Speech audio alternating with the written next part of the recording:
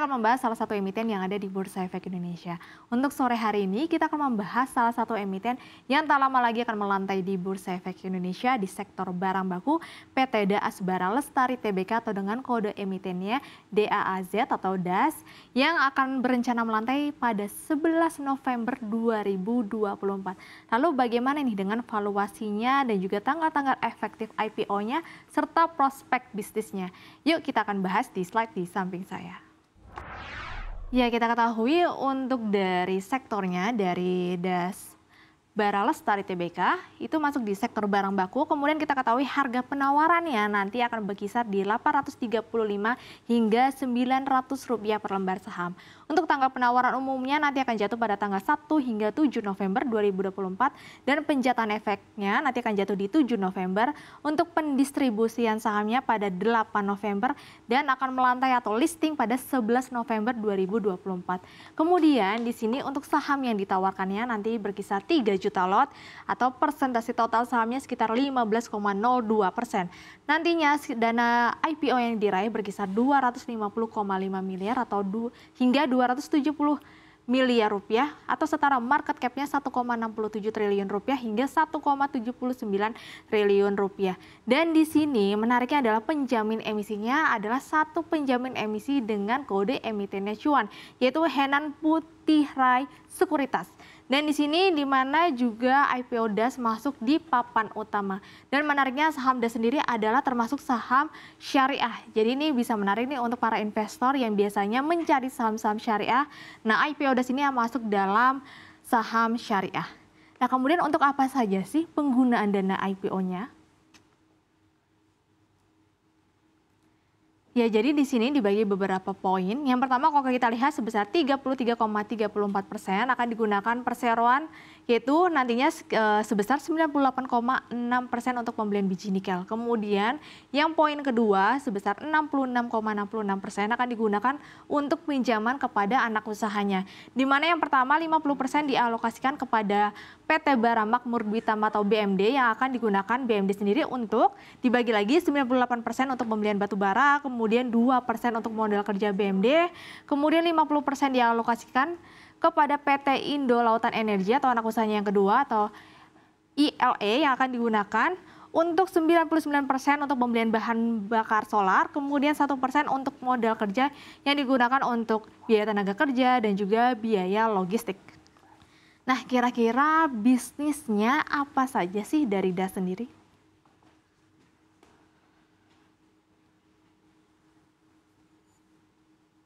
Ya, jadi DAS ini bergerak di bidang perdagangan besar yaitu untuk logam dan juga biji logam. Di mana aktivitas perusahaan holding juga dan perseroan sendiri memiliki anak usaha dengan di bidang perdagangan, jasa angkutan laut dan juga jasa pertambangan. Kemudian DAS sendiri sudah beroperasi sejak tahun 2019. Yang dimana spesialisasinya adalah perdagangan biji nikel untuk dalam negeri. Jadi di sini DAS ini mengambil biji nikel dari konsesi pertambangan terkemuka di Indonesia Timur dan memasuknya ke pabrik peleburan di Sulawesi dan Halmahera. Kemudian untuk pengendali dari perseroan ini adalah masih terafiliasi dengan salah satu emiten yang sudah lebih dulu melantai di Bursa Efek Indonesia yaitu PT Apexindo Pratama Duta atau dengan kode emitennya Apex.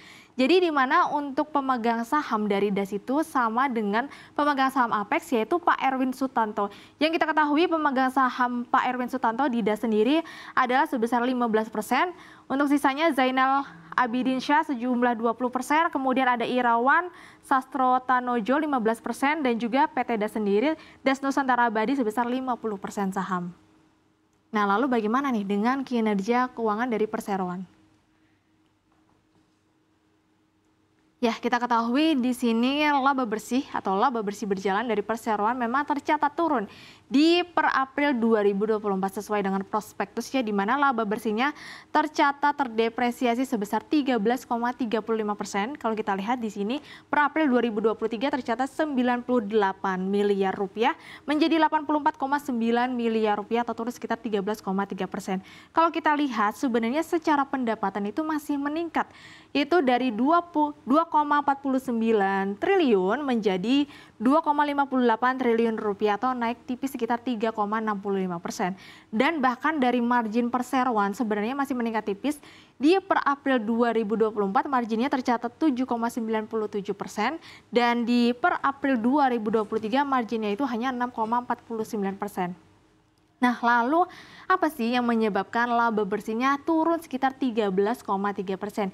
Jadi kalau kita lihat secara lebih detail di dalam laporan kinerja keuangannya memang terjadi peningkatan beban-beban, yaitu di mana terdapat peningkatan beban umum dan juga administrasi dari perseroan yang per April 2024 tercatat naik 27,3 miliar menjadi 41,62 miliar rupiah dibandingkan dengan April sebesar 32,69 miliar rupiah atau April 2023 ya. Jadi kalau kita lihat memang kenaikan utama dari beban-beban tersebut ada kenaikan dari gaji dan tunjangan hari raya, kemudian juga ada kenaikan gaji tahunan dan juga spesial bonus hingga kenaikan beban pajak PPh 21 dan juga penurunan beban pajak terkait nilai PBBKB. Jadi memang beban-beban tersebut yang mendorong penurunan laba bersih terhadap perseroan. Nah, lalu bagaimana nih dengan valuasi dari perseroan? Ya, kalau kita hitung secara price book value-nya sendiri atau harga kewajarannya, IPO Das di sini menawarkan PBV yang menurut saya cukup rendah, hanya di 1,09 hingga 1,16. Biasanya rata-rata IPO mencatatkan atau memberikan valuasi di atas PBV 2 ataupun 3. Tapi di sini Das mampu memberikan PBV 1,09 hingga 1,16. Dan kalau kita lihat memang dalam menghasilkan margin ataupun di sini laba kotor memang marginnya tipis di 7,97% saja. Dari margin tersebut hanya mampu membukukan laba bersih atau net profit margin 3,28% saja. Tapi kalau kita lihat dari sisi return on equity-nya di sini tercatat 6,67%. Di sini memang sudah di rata-rata industrinya di 5,3%, sehingga dalam mengelola modal terhadap laba bersih cukup baik. Kemudian untuk return on assetnya di sini tercatat cukup kecil sekali ya, 2,48% saja, di bawah rata-rata industrinya di 3%, sehingga dalam mengelola aset terhadap laba bersih kurang maksimal. Kemudian di sini juga debt equity ratio-nya atau dalam kemampuan membayar hutang di sini cukup buruk ya, karena untuk DER-nya sendiri tinggi sekali di 169,47%, di mana menandakan kalau DER di atas 100% berarti total hutangnya jauh lebih besar dibandingkan total modalnya. Kalau kita lihat secara kinerja keuangan ataupun hutang perseroan per April 2024, hutangnya tercatat 2,16 triliun, sedangkan modalnya hanya 1,27 triliun rupiah saja, sehingga dalam membayar kewajiban terhadap modal kurang baik ya. Tapi kalau kita lihat likuiditasnya dalam membayar kewajiban lancar. Di sini cukup baik, likuiditasnya berada di 167,94%, sehingga dalam membayar kewajiban lancar terhadap aset lancar cukup baik. Nah, lalu kira-kira kompetitornya dari Das siapa saja sih di industri nikel? Ya, di sini kalau untuk di kompetitornya di nikel sendiri ada Antam, Aneka Tambang, ada Vale Indonesia, ada Inco, ada Trimegah Bangun Persada NCKL, ada Harum Energi atau Harum, kemudian Central Omega Resorts atau DKFT, ada Resorts Alam Indonesia atau KKGI, dan juga Timah TBK atau TINS. Jadi kalau kita lihat secara valuasi di sini yang valuasinya masih murah atau PBV-nya di bawah 1. Ini ada Inco ya atau Vale Indonesia hanya 0,99. Kemudian juga ada DKFT hanya di 0,98. Jadi dua emiten ini memang paling murah dibandingkan dengan lainnya. Kemudian yang sudah berada di harga wajarnya atau tidak terlalu mahal itu ada IPO Das, ada Antam, kemudian ada Harum dan juga ada KKGI dan juga TINS. Dan di sini memang NCKL lebih mahal dibandingkan yang lainnya. Tapi dalam menghasilkan margin, kalau kita lihat di sini memang IPO Das paling kecil sendiri ya marginnya. Di sini paling besar marginnya itu dicatatkan oleh DKFT, kemudian disusul oleh KKGI dan juga baru disusul oleh NCKL. Namun dalam menghasilkan laba bersih juga, kita ketahui IPO Das sendiri hanya mampu mencatatkan laba bersih atau net profit margin 3,28% saja. Dibandingkan dengan kompetitor lainnya yang mampu mencatatkan di atas 5%, bahkan di sini tertinggi juga adalah DKFT ya, di mana marginnya tinggi, dalam menghasilkan laba bersih juga cukup tinggi. Nah, lalu nih yang paling ditunggu-tunggu, bagaimana sih track record dari penjamin emisi sekuritasnya?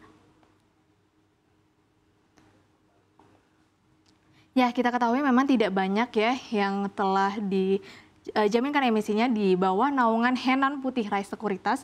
Jadi waktu itu adalah Henan Putih Rai Sekuritas di tahun sebelumnya, di mana Petrindo Jaya Kreasi Tbk atau Cuan ini memang sempat berada di bawah penjamin emisi Henan Putih Rai Sekuritas. Kita ketahui saham Cuan saat itu adalah arahnya 6 kali arah ya, jadi setelah listing dan masuk di paparan pengembangan. Jadi tidak menutup kemungkinan bahwa nanti IPO DAS akan juga bergerak positif setelah listing. Nah, lalu bagaimana ini dengan prospek bisnisnya? Ya, untuk proyeksi Indonesia pada tahun 2030 akan meningkat mencapai 3,74 juta ton untuk produksi nikelnya atau sebesar 95%. Kemudian hasil konsumsi produksi biji nikel Indonesia itu menghasilkan produk setengah jadi ya, nanti berupa nikel matte, kemudian juga MHP. Kemudian di sini memang ada potensi penjualan mobil listrik di Indonesia nantinya akan meningkat atau mencapai 2 juta unit pada tahun 2025. Jadi di sini memang sejalan juga dengan rencana dari ekosistem kendaraan bermotor listrik berbasis baterai atau KBLBB yang saat ini di mana tengah digencarkan oleh pemerintah. Jadi memang dua hal ini tentu nanti akan menunjang di industri nikel sendiri. Kemudian kita juga bisa melihat harga dari baterai nikel. Ya tadi kan di mana untuk penjualan mobil kendaraan listrik diprediksi akan meningkat 2 juta unit atau menjadi 2 juta unit. Nah, kita bisa melihat bagaimana sih harga rata-rata baterai kendaraan listrik. Jadi di mana menurut proyeksi dari Goldman Sachs sendiri atau perusahaan dari asal Amerika bahwa nanti penjualan harga rata-rata baterai kendaraan listrik itu akan turun. Di mana di tahun 2024 saat ini atau sebesar 136,88 US dollar dan di mana tahun 2030 nanti hanya sebesar 86 US dollar saja per baterainya. Jadi di sini memang ada penurunan signifikan dari harga baterai kendaraan listrik yang dapat menunjang penjualan kendaraan listrik. Otomatis ketika penjualan kendaraan listrik meningkat, baterainya meningkat, otomatis juga akan mendorong perseroan yang bergerak di bidang komoditas nikel sendiri. Ya, kita sudah melihat bahwa valuasi dari IPO DAS tidak terlalu mahal, tapi BV-nya di bawah 1, meskipun secara kinerjanya masih turun karena masih tingginya beban-beban yang masih menjadi PR nih untuk perseroan sendiri. Kemudian kita lihat prospek bisnisnya cukup baik di komoditas nikel. Ya, tapi ini disclaimer on, balik lagi kita harus analisa ulang lagi